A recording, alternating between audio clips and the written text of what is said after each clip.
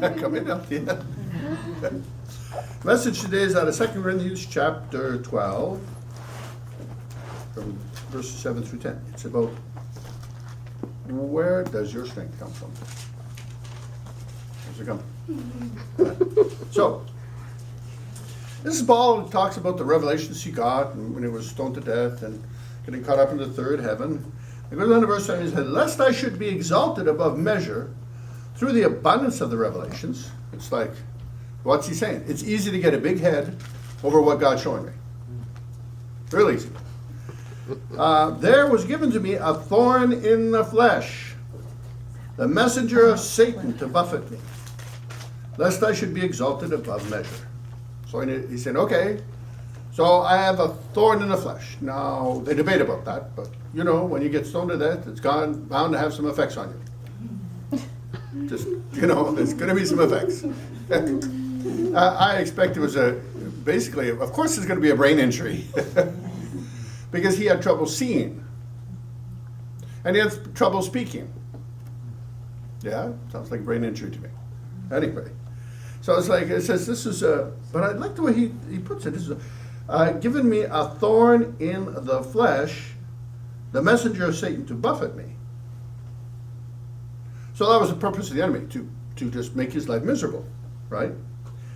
And he said, lest I should be exalted above measure. So it's like, it was like the enemy's kind of putting me down. But what's really going on here? For this thing I besought the Lord three times, that it might depart from me.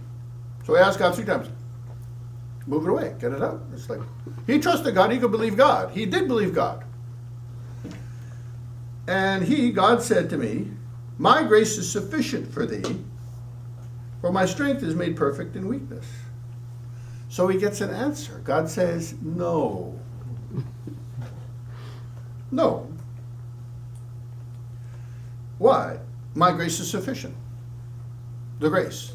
Grace is unmerited favor. It's like when you have someone's favor and you didn't earn it and you don't deserve it. It's just, they come up to you and they like you. And so they can't do enough for you. That's the grace of God. Times 1,000. And he says, my strength is made perfect in weakness. Most gladly, therefore, I will rather glory in my infirmities, that the power of Christ may rest upon me. Therefore, he takes it a step further. You know, Paul, he's got to take it one step further, right?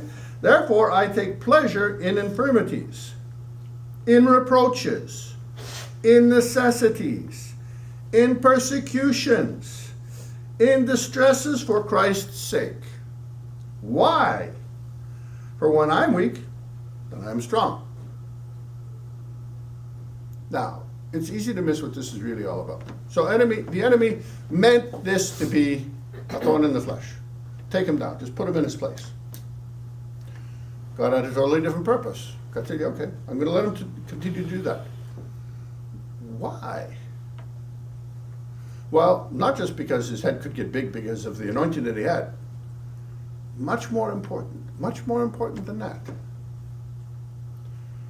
In this very weakness, in this very problem, and all the rest that come your way as a Christian, is the source of your strength. And how is that?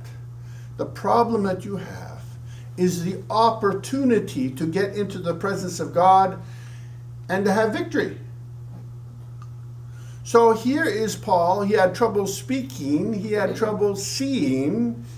And yet he wrote, 2/3 of the New Testament and witnessed all over the place, set churches all over the known world at that time, and then went back to check on them.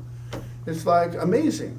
With those kind of disabilities, he did even more than he did before he had them. Because he was able to be focused. Not visually. He had a problem with that. He was able to be focused spiritually. He was limited to what he could do. He was limited physically to what he could do. He needed help.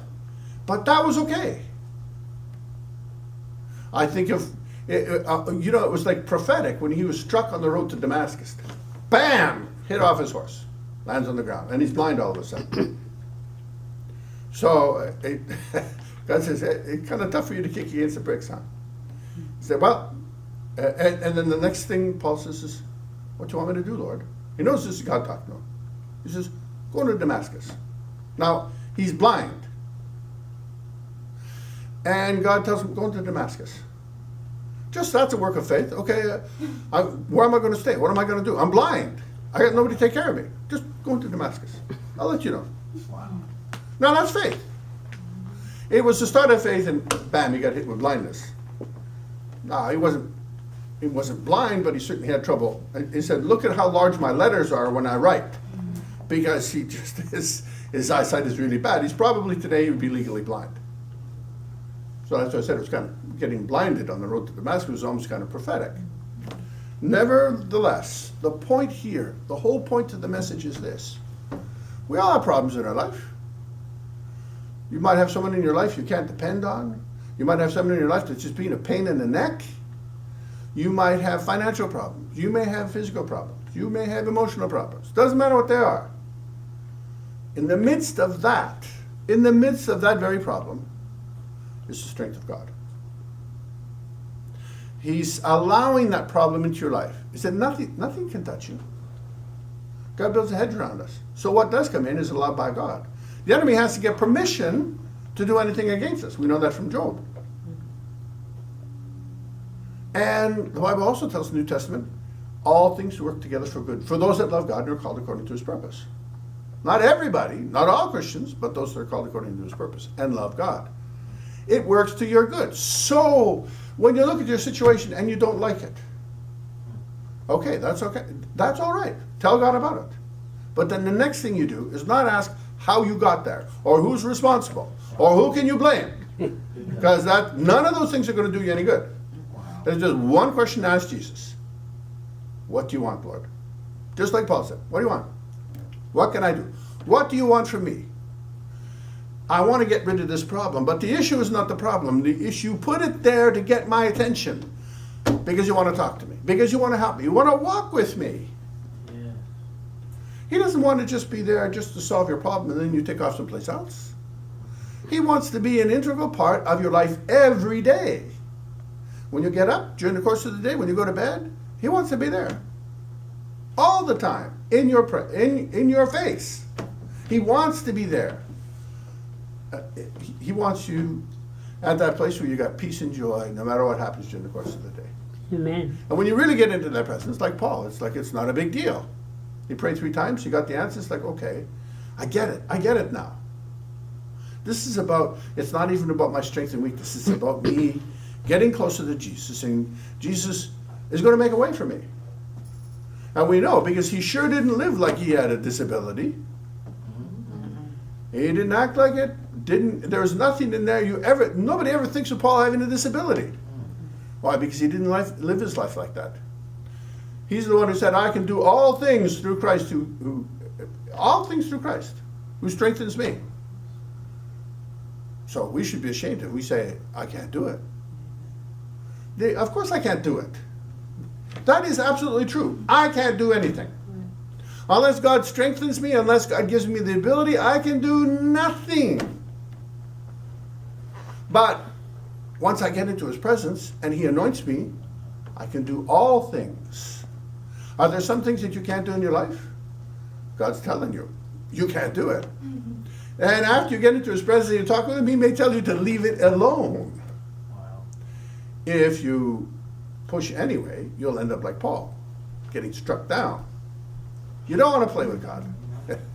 But when you get into his presence, he gives you the peace, he gives you the joy, and he gives you the anointing to accomplish his purpose, and you have liberty in that and victory in that. Amen. I don't know of any Christian that doesn't want that.